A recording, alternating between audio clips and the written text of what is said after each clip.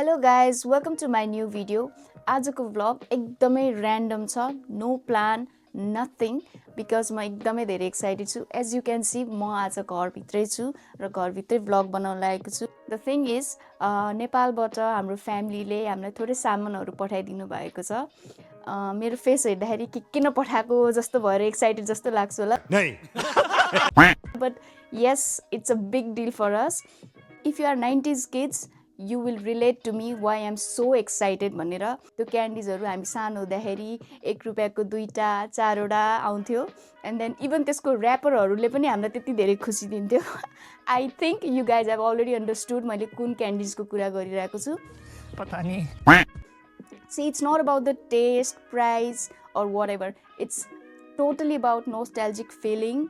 You know, it's about our childhood.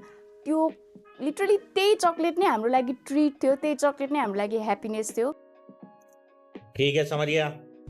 So now we are gonna unpack our gifts from Nepal, the love they have sent to us.